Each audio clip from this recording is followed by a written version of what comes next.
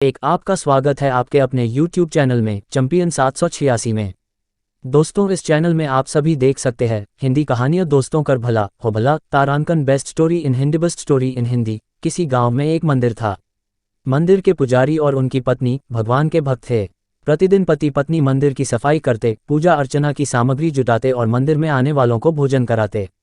वे दोनों निसंतान थे। जब भी ओणम का त्योहार आता वे उदास हो जाते। पुजारी की पत्नी तरह तरह के स्वादिष्ट पकवान बनाती। उसके हाथ की बनी सांबर, रसम, ओलन व अवियल बहुत मजेदार होती थी। गांव भर के बच्चे उसके घर जा पहुंचते और भरपेट भोजन पाते। जाते समय वह सभी को मुट्ठी भरकर शर्करपुराट के व्यंजन केले के चिप्स में गुड़ लगाकर बनता है देती। इसी तरह दिन बीत रहे थे। एक बार एक नंबूदिरी ब्राह्मण उस मंदिर में आया। वह गरीब अपनी बेटी की शादी के लिए धन एकत्र कर रहा था। मंदिर में भोजन मुफ्त मिलता था। उसने खाने से पूर्व नहाना उचित समझा। अपने धन की थैली को स्नान कुंड के किनारे रखकर वह स्नान करने लगा। स्नान करके लौटा तो थैली वहां नहीं थी। उसने सभी से पूछा परंतु कोई भी थैली का पता न बता सका। भगवान जाने थैली को जमीन निगल गई या आसमान खा गया था। बेचारा रोता कलपता अपने गांव लौट गया। Best story in Hindi. कुछ समय बाद पुजारी की पत्नी झाड़ू लेकर सफाई करने आई। ज्यों ही उसने गाय का गोबर उठाया तो थैली मिल गई। हुआ यूं कि जब ब्राह्मण स्नान करने गया तो एक गाय ने थैली पर ही गोबर कर दिया। गोबर से ढकने के कारण उसे थैली दिखाई नहीं दी। पुजारी की पत्नी ने बड़े यत्न से ब्राह्मण की अमानत को संभाल लिया।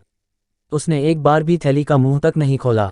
संयोग से कुछ माह पश्चात वह ब्राह्मण पुनः वहां आया। धन की थैली खोने के बाद उसकी परेशानी और बढ़ गई थी।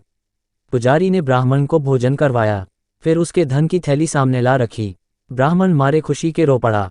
उसने सारी कहानी सुनी और पुजारी की पत्नी से बोला, इस धन पर आपका भी अधिकार है, आप इसमें से आधा ले लें। पुजारी की पत्नी एक धार्मिक महिला थी। उसने पराये धन का एक पैसा लेने से भी इनकार कर दिया।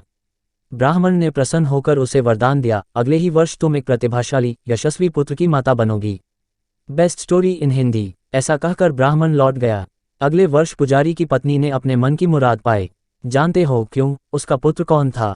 उसके यहाँ मलयालम के प्रसिद्ध कवि कुंजन नंबियार ने जन्म लिया। कहते हैं कि इस कवि की तुलना किसी से नहीं की जा सकती।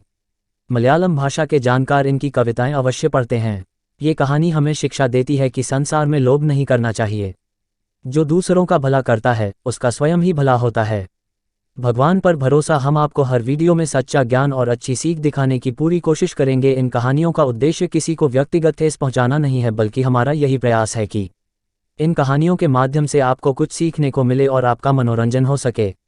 अगर आप भी कहानियां सुनने के शौकीन हैं तो हमारे इस चैनल यानी चैंपियन 786 यूट्यूब चैनल को अभी सब्सक्राइब कर लीजिए और साथ में घंटी को दबाकर ऑल पर सेट कर लीजिए ताकि आने वाली वीडियो आपको तुरंत मिलती रहेगी। आप लोग मस्त रहिए, तंदुरुस्त रहिए। फिर मिलेंगे अगले एपिसोड में। धन्यवाद।